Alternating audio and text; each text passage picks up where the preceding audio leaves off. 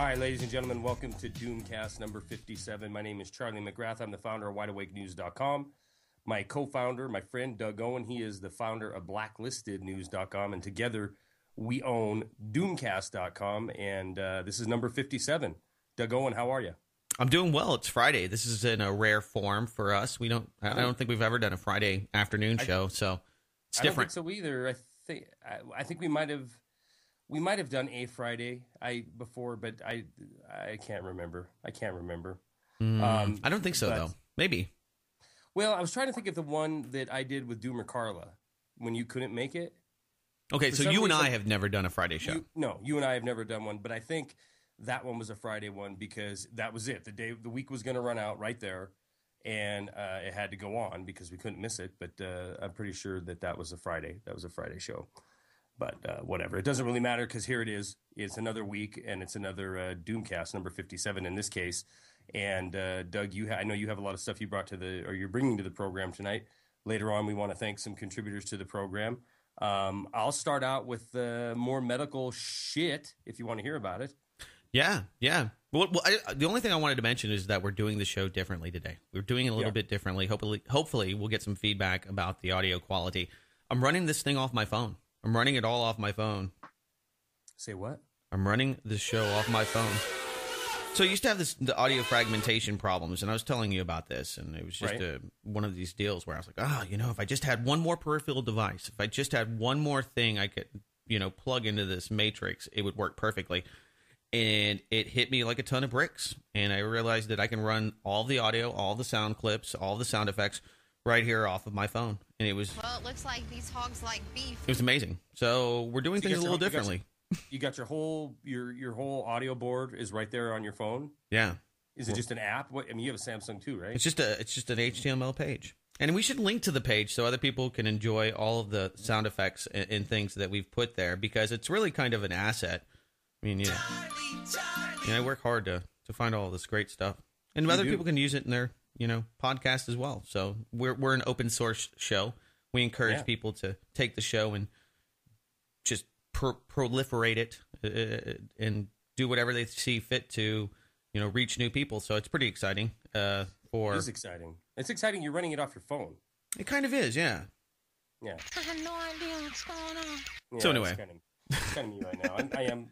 I'm still a little under the influence of intravenously induced drugs. I mean, these are knock you out drugs for a procedure I had to have this afternoon.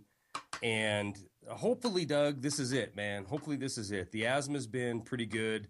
I've been having this just burning esophagus issue, and I was terrified that, something was bad going on down there. So you got scoped today? I got scoped today. Yeah. Okay, and you got drugged. You got narcoed. I got narcoed, and the doctor is like, how come you're not falling asleep? And I'm like, I don't know. I can tell you what, I can feel it. It was hitting me hard, but I said, I am not asleep. And I said, I told him, he said to the anesthesiologist, should we hit him another one? And I was just like, just do it, man. Just do it. I'm pretty much just numb right now. So they did. I was wide awake, and I watched the whole thing on the camera. And, like I said, I wasn't asleep, but I was 3 sheets to the wind, I guess you'd say. Well, I'd like to hear about it, potheads. Yeah. Yeah, that's kind of what it is. And I have no idea. And he even said to me after it, he goes, everybody falls asleep. And I'm like, I don't know. Maybe I was just nervous and I didn't want to sleep. But so the report came back. There's some acid scarring, and we took 3 biopsies down there. But at the end of it, I'm like, he's giving me all these technical terms of what it could be, and I'm like, this is what I need to know. Do I have throat cancer? Do I have stomach cancer? He goes, you have nothing that is going to nothing that is going to shorten your life. Nice. So I felt pretty good about that. That's awesome, man.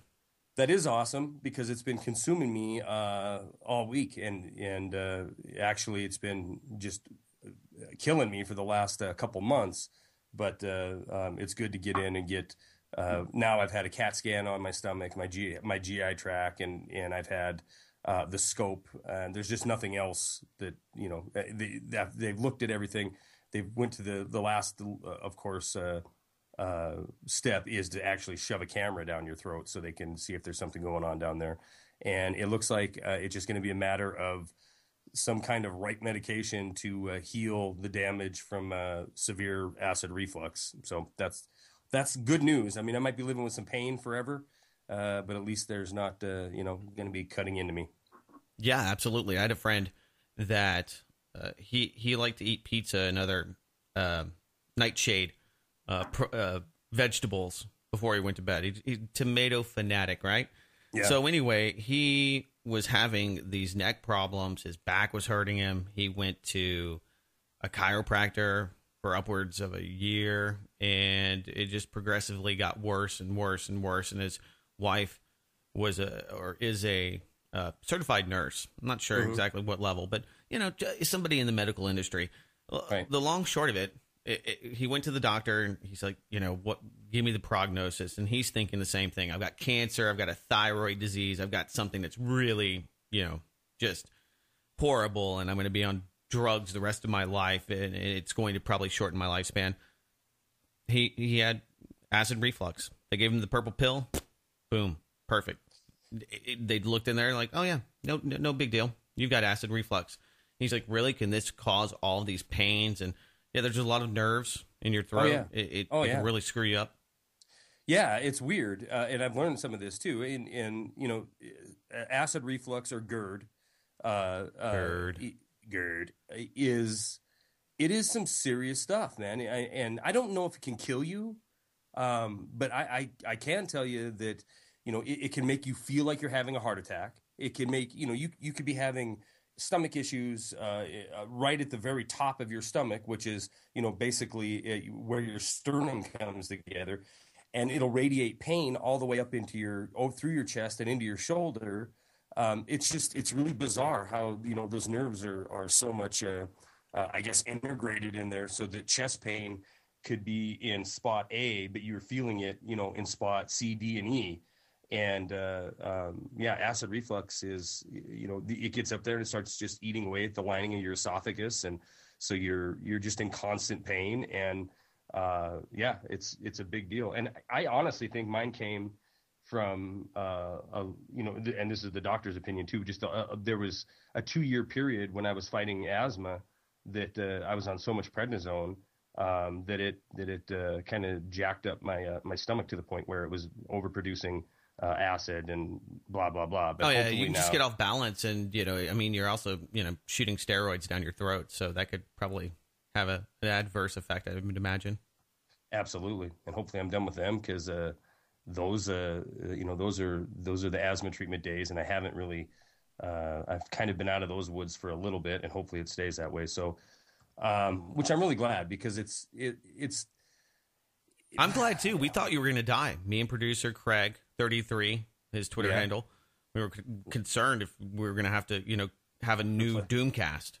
He's like, I hope Charlie lives, and I'm like, I do too. Because it's when you hear those things, you're like, oh my God, could be really serious. It's like I always laughed about the what is that, restless leg syndrome. People like walking around at night and feeling like their legs won't stop. And, I just thought, okay, this is big pharma, the medical industrial complex creating all of these new, ridiculous drugs that serve almost no one. And, they got to be placebos. This has to be a scam. My brother-in-law is like, oh, man, I got that. I have that. It's crazy. You feel like you're running at night. You feel like you stop and your legs keep going. Talked to another buddy of mine, both close to 40. Late 30s. Mm-hmm. He has it too. Now they're not taking drugs for it. He didn't want to. He said, it's freaky, but I don't want to have a habit because of this. It's not worth eating drugs. Basically, because all of these things affect your liver and they affect your kidneys. So if you're going to take something long term, like even something like Nexium or the purple pill, something to consider. Think about, because that is number one, it's very expensive. Number two, it can be taxing on the rest of your body. That's one of the things that always, worries you when you find out, okay, I've got leukemia. So if you don't go with natural remedies, you go with, the recommended chemo, how how many years is the chemo taking away from you? How bad is it? What's what's that doing to your cell structures because you're being radiated with nuclear medicine? It's just one of those things that I think a lot of people, a lot of the listeners, I'm sure can relate with, and all of you over there. And even when the doctor came out and he was talking to me after this, and we're talking about the severe acid reflux and things that it could have been that he's convinced it wasn't. It would have been some tough choices because, some of, like you just said, some of the treatments, he said in your case, it could be better. You might be better off to just learn to live with, hey, this is what my this is what my reflux pain feels like. And, I'm going to have it, because if you use some of these more harsh drugs to try to treat it, then it really could start to affect other systems and take years off your life, rather than just, like your brother-in-law that just twitches at night. He'll just put up with it rather than getting on whatever they put you on for restless leg. You know what? I read what that is the other day. Yeah, it's a nerve thing where the nerves are like actually unwinding. No, I read what drug that was. It might even have been an SSRI that they were prescribing because it helped with restless leg syndrome and how it was tied to somewhat to anxiety. I don't know, but there's a lot of things that you could be treated for, and some of them you're just better off to learn to live with them. Now, I don't know anybody with severe restless leg syndrome. It might be impossible to sleep if you're twitching all night long, and I could see how that could drive somebody crazy. Yeah. There's a new trial being ordered for soldiers who say that the anti-smoking drug the military gave them, CHANTIX, drove them to kill. So I don't know if you've been following this story, but considering, and for people out there that don't have some background on Charlie, he's been dealing with Gulf War syndrome, the myriad of what that may be, and all the other side effects that are kind of grouped under that moniker. And so I see this, and yeah, I had a buddy of mine that used CHANTIX, and he just said that it gave him crazy lucid dreams. He actually enjoyed it, but he's right. And I said, "Why are you taking this?" He's like, "Dude, I've done DMT, I've done acid, I've done MDMA." He's like, CHANTIX is nothing. It's not going to make me want to go kill people. I was like, well, fair enough. I guess valid point. If you're somebody that already does a lot of you're recreationally doing drugs, maybe not a big deal, but. And maybe this is just cover to, give a chemical excuse for why they killed and why they did things.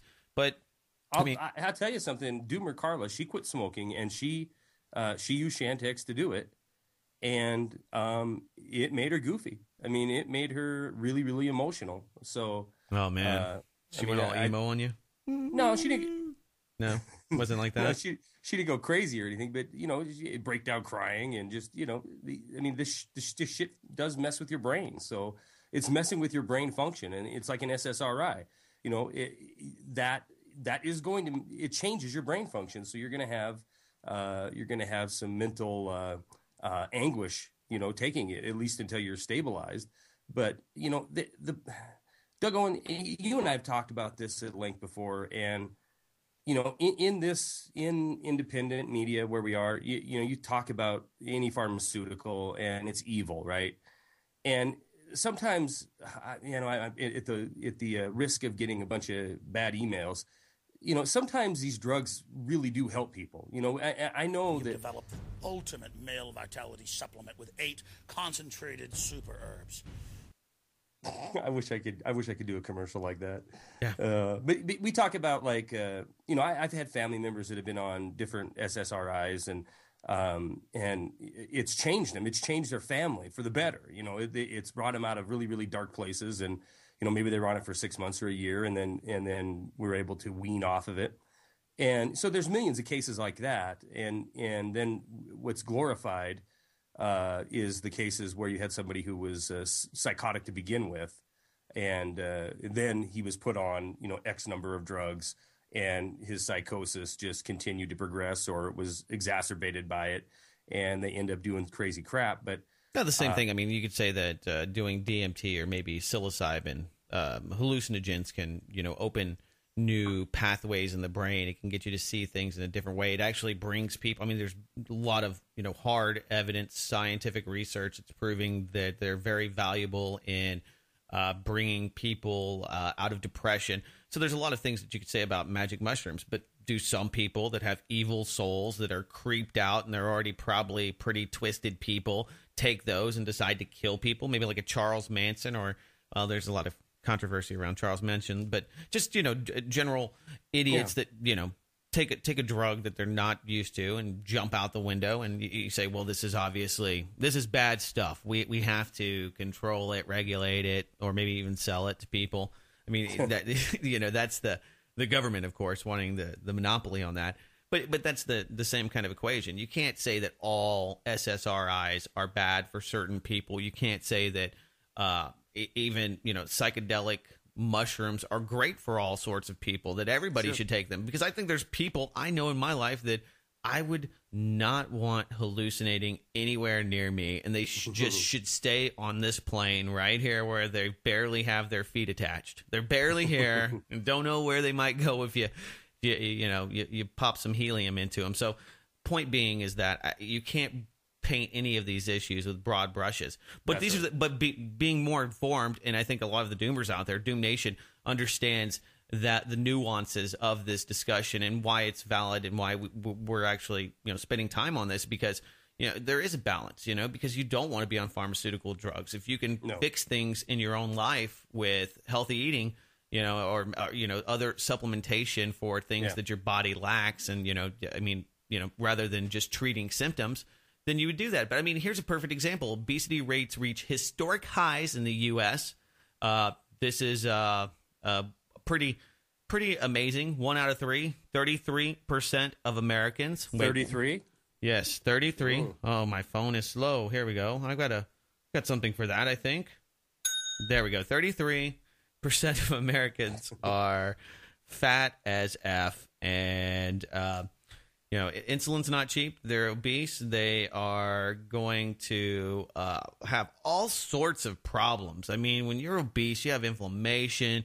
It just a myriad of problems that come from obesity and what it leads to. Having a sick system that just can't burn the fat that it has, and obese. Now I'm not talking about some of you bigger folks, and including me. I'm a fluctuator. I get chunky and then I get thinner, and I go work out for 6 months and I go back and forth. But so all of you yo-yo dieter doomers out there, I'm with you. But obesity. What are you tipping in at, Owen? Who, me? I weigh 217 as of 2 days ago. But you're also 6'2", so I'm 6'2", so that's not. Yeah. I'm a big guy, but it's just one of those sorry things that some of us have to deal with. Where when I put on weight, I put it on my face. Like, some people can just get a big old belly, but their head looks chiseled. Immediately, I get like pork chops. Immediately, I get the double chin going. It's so frustrating. That's why, if I just had the chiseled head like some people do, I probably wouldn't work out that much. I'd just be a headshot. Well, I'm glad you have a fat face then, so that gets you to the gym and keep big round head that I've got to slim. I got a big round head too, so I've seen that. I've seen yours too. You're round I've seen that before. But I think that's. I mean, the yo-yo, the up and down, men, women, whatever. I don't know anybody that stays. That isn't true. I know a few guys who, no matter what they do, no matter what they drink, no matter what they eat, they're 165 pounds and they can run a 3-hour marathon. Yeah, and you hate them. But point being is that most of these people could escape a life of poking themselves with intravenous drugs, with a life of pain, suffering. I mean, diabetes is no joke. It is rough. And I see it all the time. People that can't put the tortillas down. They can't put the enchiladas down, folks. I can't stop eating them. The people out there that just cannot stop carbing because they love it. Those are the people that drugs are for. Because, as a doctor, okay, there's two things you could do. You can tell them, hey, stop eating shit all day long and you'll be fine. Stop drinking, 5 Mountain Dews a day and you'll probably lose 10 pounds just doing that, But people won't do that, so what do? Do you just let them die, or do you give them drugs? They give them drugs, and they probably do give them that. I mean, most of the doctors I know would give that. I mean, most of the doctors I know and have been to, they truly, I don't think most of them are in it. They didn't go through all that training and all the time consumed and money that they spend on their education only to be, a wealthy doctor. Most of them actually give a crap about the people that they're seeing, and would tell them, if they're 50 pounds overweight, you got to lose 50 pounds, but here's your pill to go along with it. But they want you to change your lifestyle, and they realize that maybe 1 in 10 actually will. And it's hard. I mean, yeah. It's hard, I would like to consider myself pretty informed, and it's hard for me to do those things, to find the time to resist the urge. Easy, fast food in your face. We're in a society, a culture where we have no time and everything's in the rush, and we're always 5 minutes late to everything. Yeah. At least I'm thinking of people like myself, and so it's a real challenge. Okay, I'm going to take my lunch with me to work. Those kind of things. Yeah. It's so I completely understand why people, feel pretty hopeless. And it's so hard because people have been so confused as to what is nutritional. Finally, the academics, the scientific and doctorate community has figured out that it's not fat that's bad for you. It's not fat at all. Fat's good. Even trans fat, good for you. Carbs, horrible for you. There's a new scientific study out, and it's to most of the Doom Nation, it's complete common sense. It is well understood that high protein, high fat diets, low carb diets will not only feed your brain, they will create almost a super you. It's amazing. Fat will just fall right off your body. And I know this. I mean, I could be totally ripped, but I love the tortilla. I can't help it. But you love the carbs. I love the carbs. And when I'm not, I need them when I'm running. But when I'm not running, it's like, oh, I don't need to carb up. But God, I want to carb up. Pizza. Yeah, so anyway, pasta. Yeah. I mean, so we know what's bad. Now the scientific community is finally telling people, okay, look, whole wheat, it's not that great. It's not as great as people, thought it was, in the 80s. So then you have and this is a perfect metaphor for what's wrong with the government and why we have to be very careful as to what we let it do. You have somebody like Mayor Michael Bloomberg. Okay, he tried to eliminate all trans fats being served at restaurants because of the obesity epidemic. Same thing he did, and it's unconstitutional. He's a douchebag on 1,000 different levels. A guy that spent more money on his election campaign than he actually made. You got to wonder, what's his agenda? And he's got a lot of them. But the point being is that he tried to ban trans fats. Now, that's not actually good. So even if let's just pretend, I know some of you are putting your fingers in your mouths ready to puke, but let's pretend that it's altruistic and that he's really trying to stop the obesity epidemic that's in New York City, going about it all wrong because conventional science, the American Medical Association has just now figured out, hey, trans fats are good. They're good for you.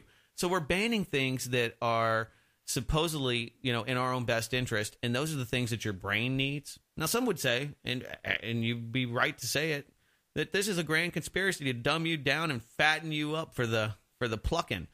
And maybe that's true, but I just think that people have no idea how little we know. And that's why when it comes to the climate debate, that's when it comes to the scientific, politics and science scare the hell out of me. Because even if it's well-intentioned, we don't know. It's like the people that want to, geoengineer the climate. Okay. Right. Even if you think this is going to bring the temperature on planet Earth down and you think that that's necessarily a good thing, you might not realize all of the other things that might do in effect. And so, that's what scares the hell out of me. I mean, because it's a hip idea for the moment, or in vogue for the moment, doesn't mean absolutely it's been proven over and over again. Doesn't mean that it's going to turn out to be true, right? Like the trans fat and the fat period being bad, and now we know that it's not bad. I mean, it's almost like if you go back to, a frontier diet, meat and potatoes. That was the thing that was the square meal that you would have, and that's what people ate. And all of a sudden, we can't eat meat, we can't have any starches, and we have to have all whole grain and rolled oats and all that kind of stuff. And then just to come to find out, well, wait a minute, we're just getting ourselves sicker by eating what sounds green or what sounds hippie-ish. Well, it looks like these hogs like beef. You know why? Because it's good for you. It is. Beef. It's what's for dinner if you can afford it. All-time highs. You might be stuck with the Taco Bell, whatever the hell that is, meat. Yeah, you might if you want beef. I mean, it is absolutely crazy. I took my son out to dinner to get a steak, and a decent steak, and it's $20 a pop minimum. Minimum In Texas. I mean, you can get something. You can go to Chili's and get you a $15 steak, but that's not a great cut of meat. And and you might as well spend the extra $3 and get something that was actually or marbled. Even if you go to your grocery store, I mean, you're going to pay that much for what you're going to pay at least $10. That's why we're eating here at the Owen House. We're eating the other white meat. We've delved into the pork, and we know that the Muslims will never eat the pork, so they're not going to eat up all the supply. They're not going to eat up all the supply. There you go. Well, I'm taking my son hunting this year for the first time. Ooh. And I am certainly not going out to hunt for horns. I'm not going out for a wall hanging deer. In fact, I'm probably going to go shoot the most succulent, youngest looking doe I can find, and I'm going to load up the freezer with some good venison this fall. Just put it in buttermilk. Gets all that gamey taste out of it, and I love the sausage. Love deer sausage. I love deer. Yeah, kielbasa, sausage, salami. But you get the right kind of deer, like a younger deer, and that hasn't been run to death. I mean, they're great steaks or roasts. You know what I like better than steak? Tell me. Salacious celebrity gossip. Oh, okay. Yes. So are we going to talk? You've heard about the Fappening. Have you heard of the Fappening, Charlie McGrath? Of course you have. Yeah, of course. The Fappening. People are so amazed that a tool that was designed for cops to help them take your privacy away from you has been used to raid the iCloud of celebrity pictures. And I don't know how much of this story is really true and how many of these people are victims and how many of them are actually benefiting from these pictures being released. Because ultimately, I mean, if you want fame on planet Earth, you need a sex tape. You need some nude pictures of you out there, and you need some controversy. You need controversy. You need something. What's funny to me is that people are more upset with iCloud or with Apple, and this kind of anti-Apple, and people are calling for new legislation, and people want it to be a felony for you and I to look at those pictures. And some of you doomers out there that are interested, you can find them out there. Not that impressive. I mean, celebrities, never been really that into them. And I mean, there's some really hot ones, but ultimately, they're just people. You can find models. I'd rather look at anyway. I mean, we go into a whole nother debate, but I maybe Kate Upton's pictures would be appealing to those people that are fans out there, and people like you and I probably.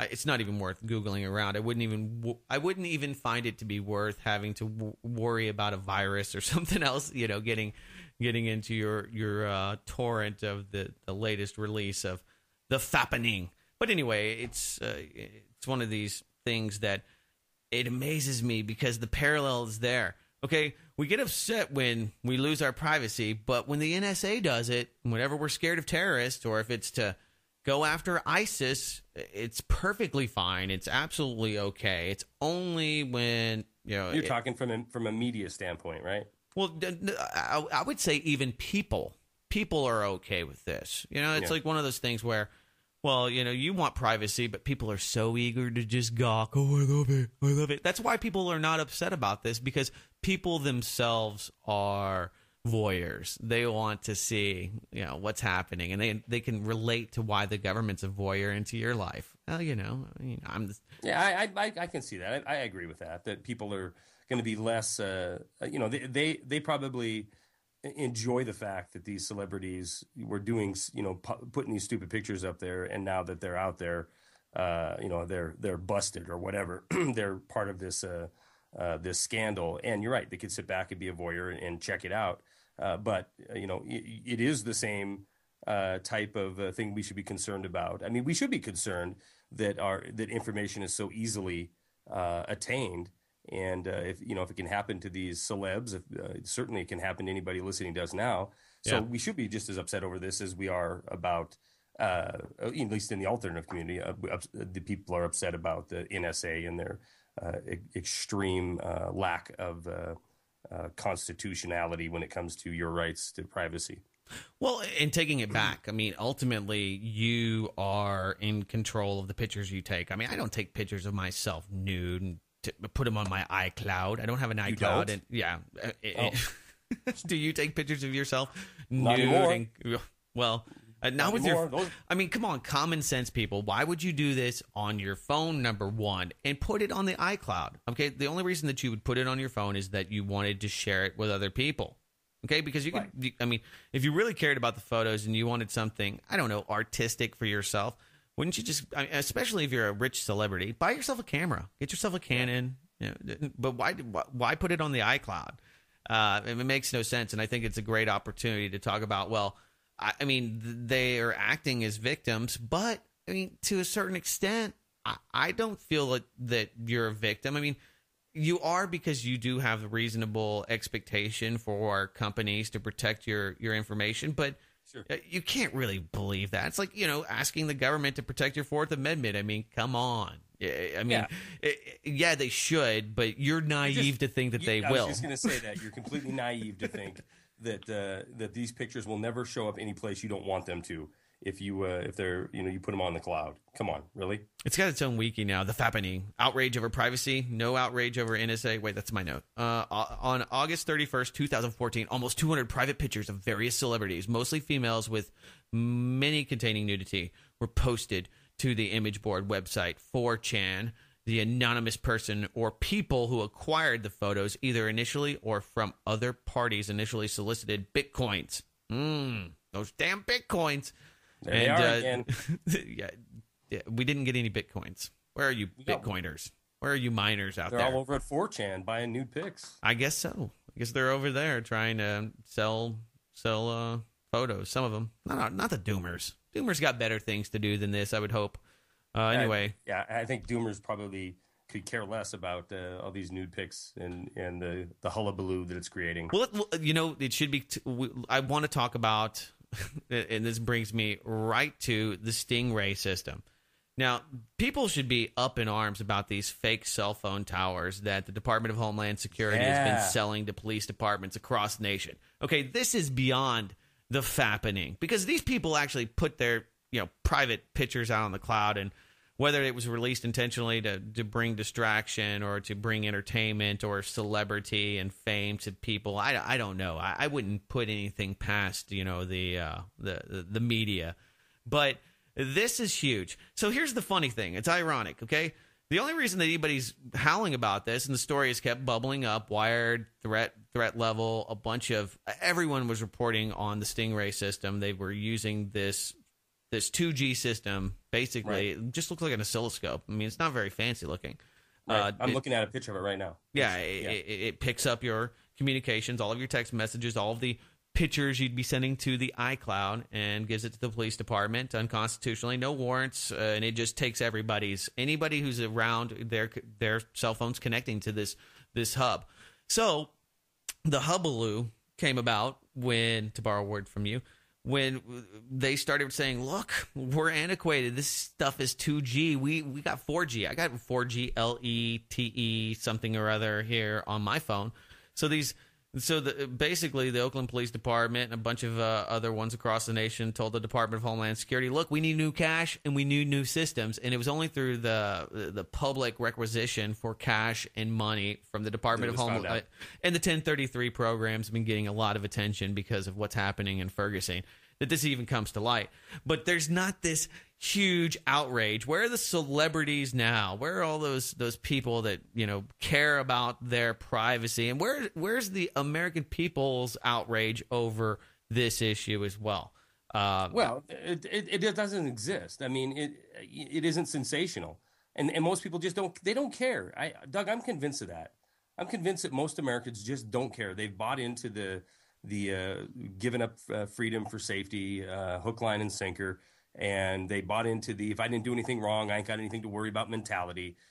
So they're just going to let this kind of thing pass and let the police state grow a little larger and a little more intrusive. And that's the sad fact of it. Right. And I honestly believe that the majority, vast majority, you could break it down exactly to them how their privacy and their rights are being trampled on every day, and they would not even give a crap. They would care more about the celebrity deal than they would their own cell phone being tracked, or the expansion of the police state in their area, the militarization of the police state in their area. Yeah, naked Kate Upton's probably more interesting to a lot of people. You're right, man. Yeah. War propaganda works. This, according to YouGov, straight out of the headlines aggregated at blacklistednews.com. Large majority of Americans are now in support of military action in Syria and Iraq. So, you know what? You and Craig were on the money with the first fake news reporter being killed and the fake video. I mean, you called it before it even happened. Before the analysis and the formal retraction. I guess this does look totally fake. And it's probably fake. Now we have this other guy, the second. I don't know if you looked into him much, but he is... he's an NGOer. Craig pointed this out. They're both NGOers, right? And I mean, I watched the beheading video. Did you see it? I did. The second one. Yeah. I thought that I did not see that. I thought that the tech companies. I saw an article saying that they were ready to shut down YouTube and shut down Twitter so it couldn't get out. I mean, I've seen stills, but I haven't seen it. I have it. Yeah, I do. It's linked to one of my videos. Slaughter will continue in Iraq, I believe, is the name of the video. It's on the top of Doomcast.com right now. Yeah, let me check here in the more info area, because I think I had a link to it. It was a German website that had it posted, and let's see if it's on here. I'll find it for you, Doug Owen. But just a little backstory here. The slain journalist Steven Sotloff also had Israeli citizenship, and I mean, just a few of the things. Yeah, he was an NGOer. He had been working with USAID, which, I mean, not everybody there is a spook, but it's definitely a spook hangout. It's where you meet up with your fixer if you are an agent. So one of the things that is weird is that you're not hearing anything about the fact that he was an Israeli. And usually you would hear Israel banging the drum that, yes, they're coming after us. I mean, always a convenient boogeyman for the Israelis. The ISIS would be the boogeyman, but they don't. ISIS has no interest in the Israelis, and they don't have a lot of interest in ISIS. So if they're not partners in crime, then they just see each other as allies, or I don't know, or indifferent, or convenient partners, maybe convenient enemy, my enemy type of thing. Yeah. Here's the video. I'm going to send you the link to this, okay, so you can check it out on your own. But and it is I don't know if it's Swedish or German website that had it. But I'll drop it into your chat there so you can check it out. But it's the exact same thing as the first one, and just like the next British journalist, alleged journalist, is going to be, it's the exact same thing. You have this English-speaking hooded character with what looks like a Soviet bayonet in his hand, and talking this slick video production. Blaming Obama, and then saying another American's going to die. And what's hard to watch on it is, I remember watching some of the al-Zarqawi beheading videos, and there was no question, Doug Owen. There was no question whatsoever what you were watching, and it was beyond disturbing. He's slicing into his neck, and it's just spewing blood because you have this victim whose heart's racing at 200 beats a minute because he's dying. And so it's just squirting blood out. And no question about it. As soon as that blade hit his neck, just gore and gurgling and the whole nine. And, it's even hard to even talk about because it was so disgusting. But in both instances on these, they stopped the action after about 10 knife strokes to the guy's throat. And in either one of them, 10 knife strokes to his throat. And there's no blood. There's just the guy, the victim, who sat there calmly and read a script telling why they're about to be killed. And none of it seems... That's exactly how I would do it. Yeah. Yeah. All of it looks like the staged helicopter rescue mission or feeding of the people in northern Iraq that we found out didn't need to be feed. It feels just like the staged news reports after the Sandy Hook massacre. You watch this and you have to come away with it like thinking to yourself, I know I just watched this and it's supposed to be a real video, but it looks like a staged Hollywood event all the way, start to finish. It cuts from if you haven't seen the video yet, he saws on his neck. Like I said, 5 to 10 knife strokes on his neck, no blood, just, reeling back.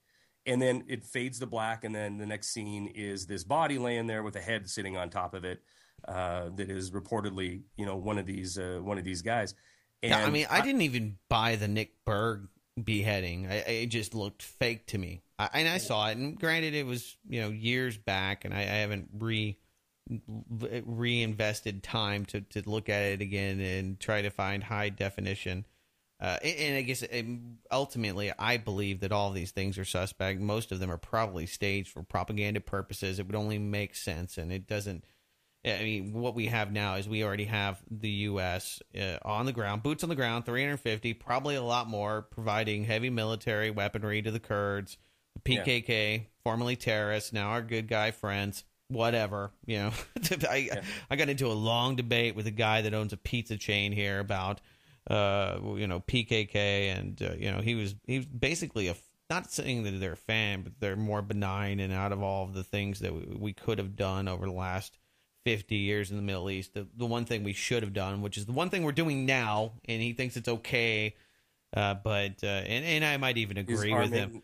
The Kurds. That's the new meme, okay? We should have armed the Kurds. The Kurds are the good guys. We like the Kurds. And, I hate to tell you, people, but everybody else they've said this about, the track record is not good. Zbigniew Brzezinski said that Al-Qaeda, Al-CIA, the Wahhabist, that they were on a mission for God, and that the Mujahideen were, in Ronald Reagan's own words, that they were the equivalent of the founding fathers of this country. So you pick which one you think is Thomas Jefferson, and which one's Hamilton. I mean, that's a fun. That would be a fun debate. That's the whole thing.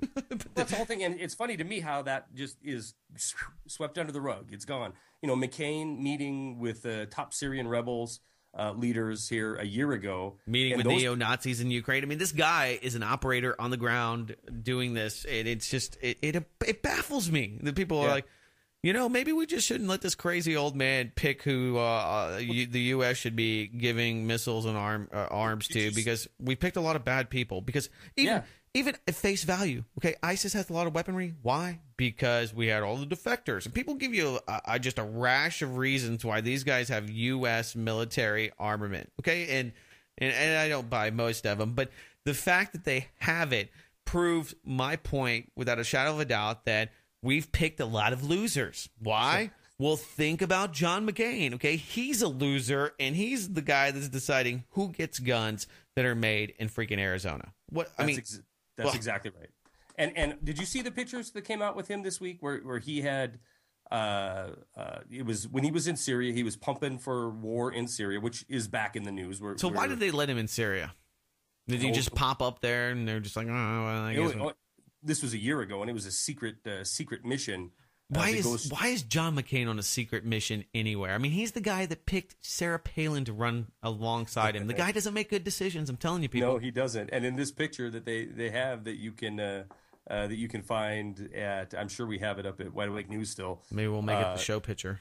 Yeah, well, it's him with, who's he posing with? None other than Muhammad Nawar, known terrorist, and al-Baghdadi, the leader of ISIS, are standing around him.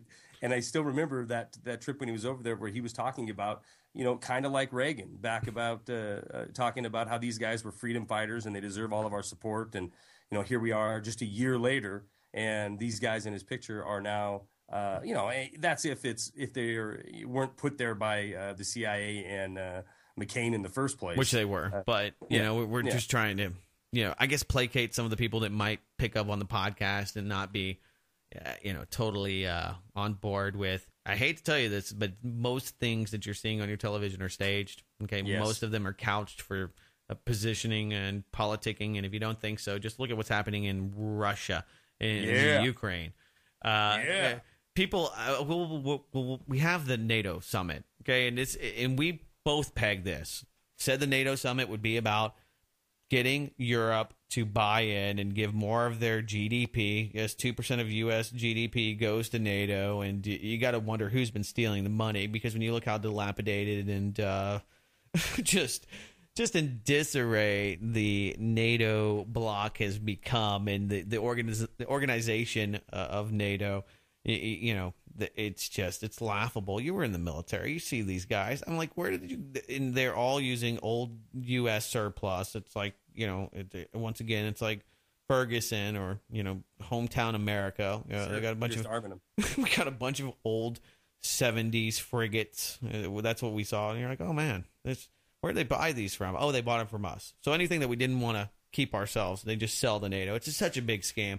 But, the fear of Russia. The fear of Russia and the new initiative is, I think they're using this to try to bring some unity to Europe, which is in dire straits. Only the existential threat of Russia overrunning Poland, which isn't going to happen, but only this external threat could get people to give more money that they don't have, that they're already borrowing from the IMF, to this bankrupt institution that's supposedly going to protect them. So I don't know if you've been listening to Barack Obama, but basically they're trying to get the Balkan nations, the Baltics, and Georgia and Ukraine into NATO, which, duh.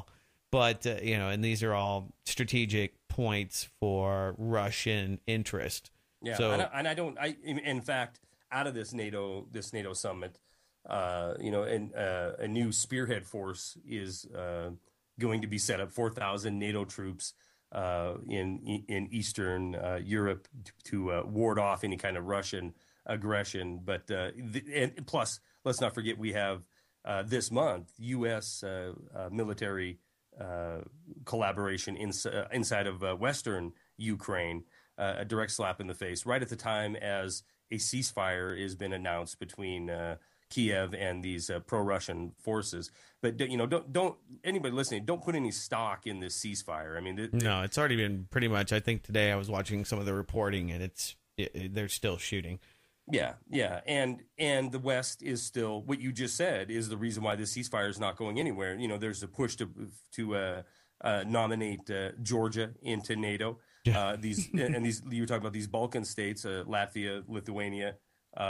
These are bordering. These are nations. I mean, the nations that border Russia. I believe Russia is going to do whatever it takes to have that buffer zone there. They're not going to quietly just sit back and let NATO waltz in and set up shop. So you might see all kinds of insurgents, and you might, pro-Russian Georgian separatists will be the next thing we'll be reading about. Yeah. Sarnev's sister was mailing in bomb threats or calling in bomb threats. It's pretty interesting. Like they've gone and defense ministers. What's that? The defense minister's sister of Russia? No. The Boston bomber. Those guys. They assassinated their buddy Todashev. Now the sister's arrested. It's pretty interesting. They're the Russian connection. These are the guys that are from Chechnya and those radical Islamic folks that that they would love to help the Baltic countries bomb to oblivion and keep them safe, and all the other things that they use as talking points and I guess selling points for NATO itself, because ultimately you have to put in money. Okay, so is Ukraine going to put in 1%, 2% of GDP? They can't even get the European countries to cough up the money. They're like, yeah, we want to be part of it, sort of, whatever. We don't have any money. Sorry.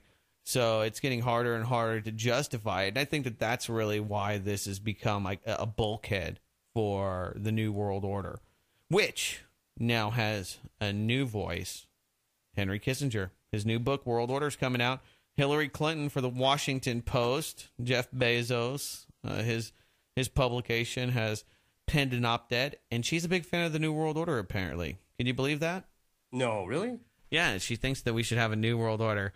But, Henry Kissinger, I don't know if I was going to read it, but I was looking at some of the commentary about Afghanistan being a democracy. And and here's the thing. I mean, if you really believe that, Henry Kissinger, you're so old, out of touch. You've been eating pudding for too many years now. There is no democracy in Afghanistan. I just started, perusing some of the excerpts. Do you have the book, or are you just reading comments? Well, I'm reading. I didn't get on Henry Kissinger's media list, so we don't have the media availability for him to come on the show. But Hillary Clinton and a lot of other people, they do have excerpts that are available, and you can find those. Amazon has them. Yeah, his book's coming out, and they want to make it they're going to, I think, try to make it a New York Times bestseller. But point being is that I don't even know if it's really worth the read, because from what I've read, it's just, we need to unify around peace and prosperity. And it's like, okay, is this for you? Is this something? Or maybe these people are just that out of touch. I always wonder if they're really, that crazy. But Hillary Clinton thought that it was great. I've actually posted. You can check it out after the show if you want, or people that pick up the podcast. You can find his book, and I may buy it just to do a review on it, write a little blurb about how out of touch this old crazy guy actually is. Who still has a ton of influence, and I don't think for one second that they're out of touch. I think they're completely in touch, and they know the direction that we're headed to globally. And the plan is. I don't know though. See, I don't buy that. Okay, because if you look at what Zbigniew Brzezinski and all these guys really want, they want to take on Russia. They haven't been able to do that very well, and they've spent over $7 trillion. So if these guys were so brilliant and so smart and so able to control everything, and all of these things were working as designed, I'm not saying that they haven't concocted grand conspiracies to make this thing happen, but they haven't done very good at convincing anybody, not even with false flag terror, not even with ISIS, not even, I don't know how many people buy into this. I've noticed some of the alternative media really hyping the border issue. I'm not going to name names, but, talking about the ISIS threat, and the Gonzales sheriff says ISIS is on the other side of the border. You just start looking into this stuff, and you're like, oh my God, this is so not even close to being... They were even being tied to Ferguson. You saw that, right? Yeah, dude. It's so bad. It's so bad. I mean, Hillary's probably sitting there going, my friend. Oh, wait, no. You say the whole thing, Hillary Clinton. Damn Don't you. Tease us. It's almost too delicious to believe, my friend. There you go, bitch. Yeah, it is. Well, here's the deal. Yes, we came. We saw, he died. And that's the end of the day. I mean, that's at the end of the day. It's all about death and who came and who saw and who died. No, but that's her dinner conversation. Okay, she's drinking this over apple teenies with friends. We killed him. He was just so they ass raped him with a stick. Yeah, it was fun. it was awesome. The good guys won. Yeah, I was in the doctor's office today, as you know. And they had Fox News on, but it was only in subtitles. And I was God, I love it. Was it good? Yeah. Well, no, it was Huckabee. Huckabee was on there being interviewed. He's gotten so fat. I can't listen to him anymore. Well, what he was talking about. Like I said, I was reading this. They were talking about ISIS, and he was talking about, sometimes America just needs to have the most powerful military in the world, and sometimes we just have to use that military, and sometimes it's going to be ugly, but we're gonna have to go over there, and these people are going to have to die, and we're going to win, and they're going to lose, or we're going to die, and they're going to win, and we're going to lose. And I'm like, it's that whole Christian thing. It's that whole, God has a plan for us, and if we can just kill enough of those other people, those heathens over there, then I can bring all of you to salvation. Amen, Ra. Man, I don't know if that's a Christian plan. I mean, that kind of sounds okay, let's call it the moral majority or whatever they used to call it that, he's speaking to. And those are the people that, this is the problem. When you have a lot of people in this country that are buying into dogma, not always just Christianity or, Muslim, even the dogma of the phony patriotism, but global warming, whatever your new God is, the thing that's dangerous is that people can start justifying killing because, God did that. Well, remember God in the Old Testament, he killed all those people, and so sometimes you got to kill people. The problem is that it's such it lacks any logic, and people think that, that the only way of getting anything done is to kill people. That's so, right. But let's be honest, okay? Tell me when the last time we had some great financial transformation or some great cleansing of the elite, the corrupt, the cronies, without violence, without guns and battles. It hasn't happened yet. I'm really hopeful that in this society where we live today. Yeah, exactly. The flood, Noah. Yeah, well, that was one cleansing, but a lot of violence there, a lot of death.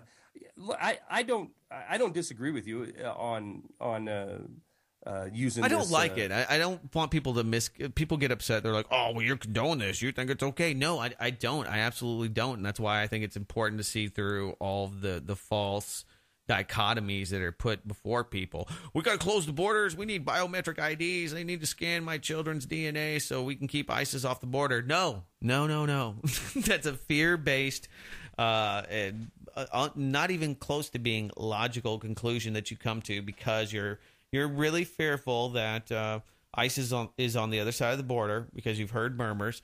I know people that believe crackpots out there that have put out ridiculous stories for years. I'm talking about years. I'm talking about back to the 90s.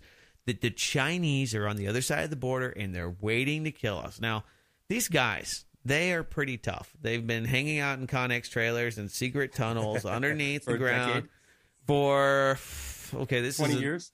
20 years. Okay, patiently waiting. Some of these guys were in their 20s. Now they're in their 40s. They've been secretly coming in and out. I mean, it's just, at one point I was like, wow, that's crazy, man. Is that true? Ooh, and it's you're pulled in. You're like, I'm listening. Then after a while, you're like, okay, it's been 17 years now. I heard about this in 1994, and there's still people to this day. Just Google Chinese border. Boom, they're there, and there's 20,000 of them. There's 30,000 of them. And if they are, I will eat crow. I will eat the crow in front of you. I'll put it on YouTube. I'll put it on your channel, Charlie, and I will do it in front of everybody. I'll eat my shoe. You'll eat your shoe. Okay, so there's supposed to be 30,000 Chinese soldiers in Mexico and ISIS now. Okay. Yeah. Okay. Well, yeah. That is the dogma of fear, Doug Owen, and it's been used to transform our nation into a police state. And then in the end, the people like Jones who've been crying police state for 2 decades. He's right. I mean, he's right. I mean, the police state is here. It's not that. That's the whole thing. It's not that it's incorrect. It's not, oh, well, we have a fiat money system. You're right. They've always had fiat money systems that we can go back 1,000 years. This isn't something that's new or shocking. It's something that we should consider. It's something that we should talk about. But, are they going to blow up the economy tomorrow? I think a lot of people, and I've been listening to this since the mid-'90s too, that you should shield yourself. There's always the potential, but that it's imminent, it's coming for you. It's the same ideology that people like Mike Huckabee are pushing. It's coming for you. They're there. They're right there. They want to kill your children. They want to, they're executing Christians. If they get their hands on you, they'll kill you just like those devil worshippers. The people stuck on Mount Herbal, the Zaidis, yeah. They're coming for you. So it's always that same thing that it just bums me out. It's preemption. It's preemption. We've been 2 decades now being taught this preemption doctrine that we have to kill them before they kill us, and we need to be afraid of everything and act before this potential fill in the blank, this potential threat from Mexico. And it's always been that way. The only now do we have the chance to actually counter that. Now you actually do have a counteroffensive. You can actually see through the propaganda. Because that's right. In World War II, you couldn't see through the propaganda. You were only getting the message from the State Department. That's all you were getting. December 7th, 41. It all started there. There's no backstory to it if you're listening to public media in 1941. Right. And now it's completely different. You can see through. They're coming for you. They want to kill you. Yeah. And Brzezinski even talked about that, where one of the problems that these power elites face is a more awakened populace. Yeah, you want to hear him? Here we go. Might as well. For the first time in all of human history, almost all of mankind is politically awake. And these new and old major powers face still yet another novel reality, in some respects unprecedented.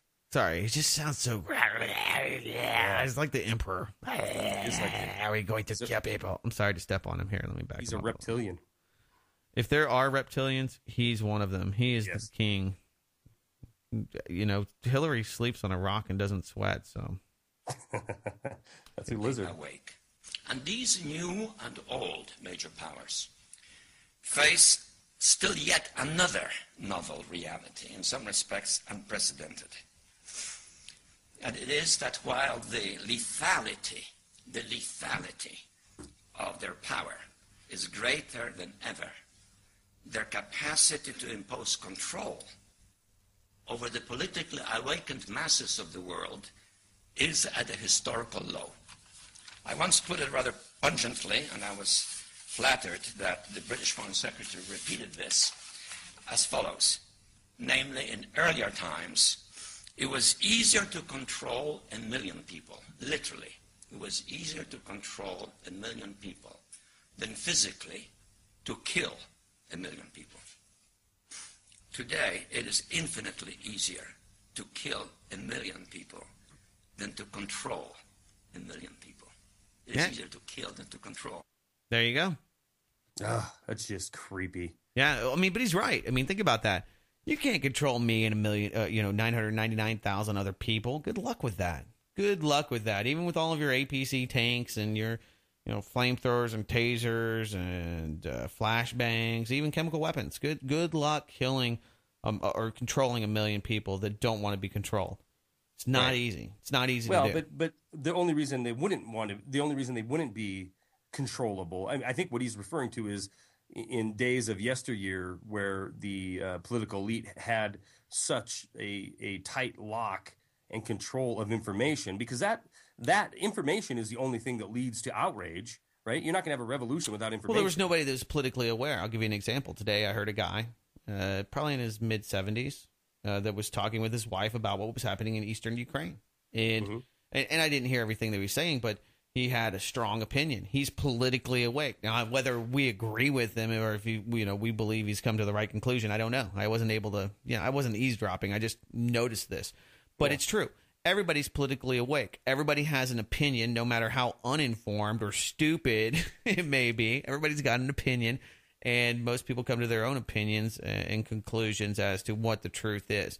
And so if you look back 100 years ago, we were consumed with trying to feed ourselves. Most people had no idea what was happening hundreds of miles away in Washington, D.C. Washington, D.C. had no grasp of what was happening, but it was easier to control those people because they were not politically aware. They didn't have any political thoughts, really. They might have been nationalists and statists, and most people were to a certain extent, but people were occupied with their own lives. They weren't because life was harder. You didn't have the spare time. I mean, think about this. It's hard for us to do Doomcast, but we have enough spare time to do this. 100 years ago, we'd be, worried about, I don't know, the plague and whether my USB port can handle fine.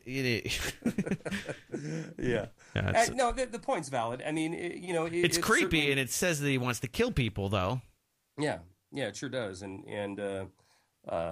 we see more and more of that happening, and more.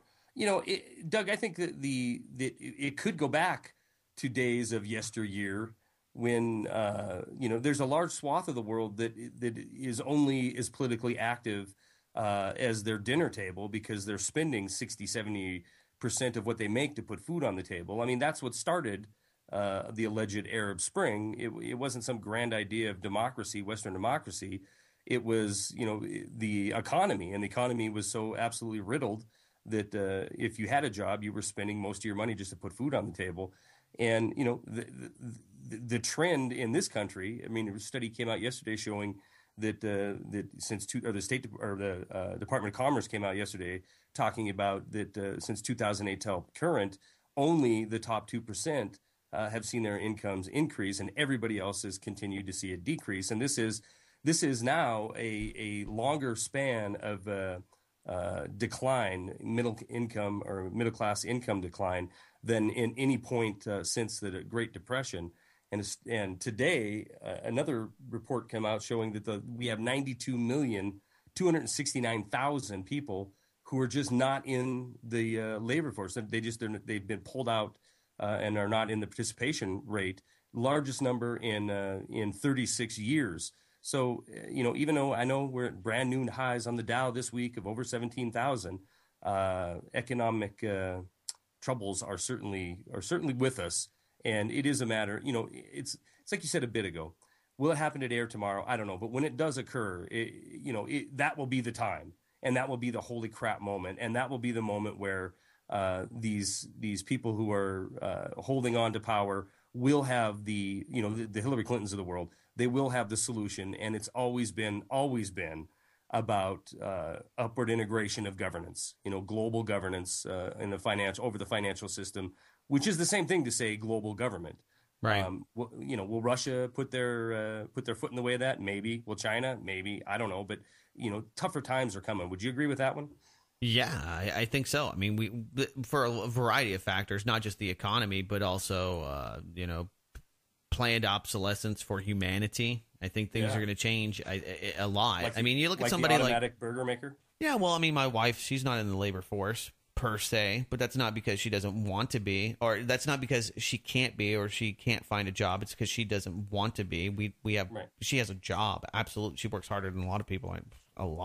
But the point being that the government looks at her as maybe not somebody who's productive, and they look at it in a very opaque way, because you want production because the economy has to have constant growth. Everything's based on the human society metastasizing and growing and growing and growing and growing and eating more and building and more homes and more power plants. And that's the failed model that's going to fail at some time. But I think the big concern is what's going to happen when something like that does happen. Okay, well, they've already planned bank bail-ins. The American people are not aware of that, most of them, because they weren't paying attention to what was happening at Jackson Hole just a few weeks ago. They don't realize how much money's going to NATO. They don't realize how much money's going to the IMF that just gave the Ukraine a bailout. So people don't fathom those things. But at this point, and I've talked about it often, we're past fixing debt problems, the system itself. The only reason that it hasn't been addressed is because we've been in a war against communism and socialism. And see, when the Soviet Union fell in 89, the world said, well, see, the free market and capitalism works. And what we have in the U.S., although we're lending money into existence and we have really structural problems with this system, we're all going to pretend that it's okay because we have to go after Russia. We have to use this time and this power and this unity to start a war in the Middle East. And that's really what ended up kind of undoing not only the system, but we've turned a blind eye to systemic problems that most of you New World Order know-it-alls out there understand, and that is how the system creates money. But the problems that we've had in the past, okay, has been lack of liquidity in the financial system. Okay, many people can argue, and it's a highbrow discussion. It's quite frankly over my head as to what the solution for the system that we have today, what the best is, what the best thing. Now, some people would say, well, we just need a harsh reality, and people need to feel the pain, and then we need to clean up the government corruption, and we got to hope the politicians are going to do that. Good luck. I'm with you. That you know, in Voltaire's world, you know, where common sense dictates what happens, I love it. I'm with you. Let's feel the pain, get the reality check, get people woken up to the fraud that's happened. But I don't know if that actually could happen or would happen. So I don't know if I'm really an advocate of that, because in the real world, you know, people don't do things that are in their own best interest. We already talked about that with with health. People don't always do what's in their best interest. You can't expect people to do what's in their own best interest. So what's the best thing that you can do for other people? That's a broad discussion that is worth having, because that's what government postulates that they can do, or proposes that they're doing for us. And we're in such a crazy transitional time with technology, with the global reserve currency under the dollar, that I'm just glad that I can be critical because we have history and we have bad track records on our side. But what the best solution is, I think, would depend on what you really want to see happen to people. I think that there's a libertarian kind of viewpoint many people have, that is, bring the pain, collapse the banks, see what happens, and hopefully there's not too much chaos. Welcome to Ferguson. I don't I don't know if that's the best option, but it would probably clean house. But what would come after that? That's why I'm not a proponent. I'm not an advocate, because realistically, I know what happens after that. Boom. Well, but I mean, what happens? Me after and that you is, hop in the Doom bunker. We close the top of it with Doomer Carla and Baby Doomer, and then we pop out in 15 years to see what happened. Yeah, I don't think 15 years. I think I think that when the collapse does occur, I mean, it's inevitable. You and me both have first class tickets on the underground trains that'll take us to the underground cities. I mean, because we're in the know. I just want to. We just got to get to Denver so we can get our seat and get to whatever Cheyenne Mountain. Well, I've got a ticket for the new One World Tower, and that takes me to Denver, to the New World Order Airport, where then we can get to the tunnels. But for the rest of you out there, I mean, you're totally screwed. Stock up. Stock up. Get to high ground, above the hieroglyphics. Yeah, I don't know if I don't know if and when the day occurs, but there's going to be a change. I'm not a proponent for trying to stumble along with our current system the way it is, and pretend that it's going to get better, because we're going to continue to expand and to continue to expand economically with our model of a so-called free market capitalism, or to continue to expand on the empire front as well, which is always having to have an enemy and always having to have a war to fight. I mean, that I like the former. I think that the antiquation of government's happening. That's why people like Zbigniew Brzezinski are talking about this. There's new powers. There's new people that hold power. The Ukrainians, I mean, seemingly, it's like, who gives a crap about the Ukrainians? But they may hold the future for the U.S. economic system, the world economy that we have, and Europe.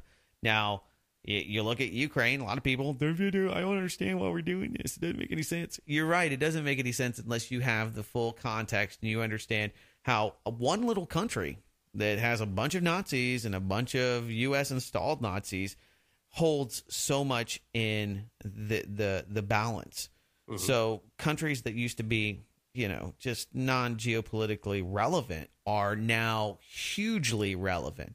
I mean, you look at South America, not so relevant, but when in tandem and working with Russia, very relevant. I mean, and we've talked about some of the things that places like Ecuador are doing. Okay, well, we hate the evil capitalist pigs in the U.S. So what are you going to do? We're going to create a biometric digital currency where we regulate everything, and we're going to work with China and Russia. Well, I tell you what, Charlie McGrath, I don't think that that's a great idea either.